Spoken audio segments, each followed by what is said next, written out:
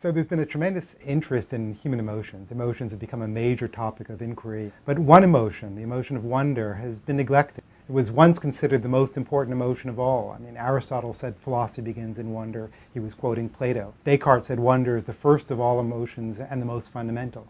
And I've come to think that this neglect is a woeful oversight, because wonder turns out to not only be an important emotion, but maybe the most important emotion for understanding human uniqueness. The basis of the institutions that are most central to our humanity, institutions like science and religion and art. Art, science, and religion are typically contrasted. They're different domains of inquiry. We think about art as the world of the imaginary, and we think of science as the natural world, religion then as the supernatural world. They're almost opposites.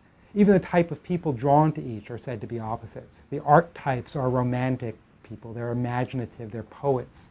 The scientists are very level-headed, they're empirically minded, they're literal. And of course the religious, I mean, you might pejoratively describe them as superstitious. Politically, we think of them as conservative. Religion, insofar as it remains constant, differs from art, which is always exploring the new.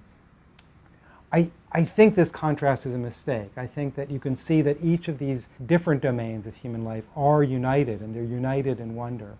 Wonder is an emotion that leads us to religion. We're confronted with something extraordinary, supernatural explanation becomes attractive to us, almost inevitable.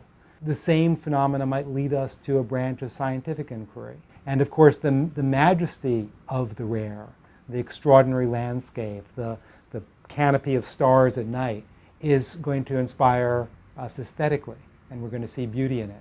You might even think of wonder as fundamentally an aesthetic response. And it's that contact with something aesthetically special that leads us into science, into religion, and also into a continual act of aesthetic creation through the arts. When we think about human uniqueness, we typically look at the tools that we've created, the things that we've built. When we look at human uniqueness psychologically, we think about our social intelligence, we think about language. All of these things are part of the human story, but they might not be the ones that make a difference.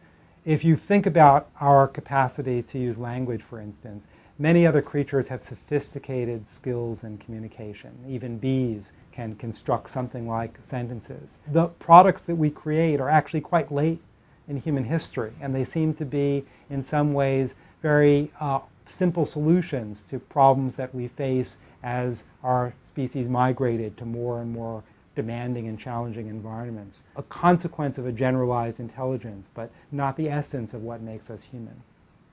I think distinctive humanity, what really marks us off from the rest, can be found in these three institutions: science, religion, and art. Other creatures don't make art. They might have an appreciation of a beautiful landscape, but they're not creating art. They experience the natural world, but they don't try to explain it. So they don't posit the supernatural beings, the myths, the cosmologies that we create. And they certainly don't come up with the scientific explanations. It may be that language and tool use, all those are instrumental in achieving the ends of wonder. But I think it's that state of wonder that prods us in to these different aspects of human existence. It's wonder that makes us feel like there's something that needs to be explained.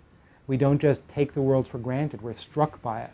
And when we see beauty, it's not enough to passively experience it. We want to recreate it, we want to produce it, we find inspiration in it. And wonder, I think, is the linchpin behind inspiration and inquiry.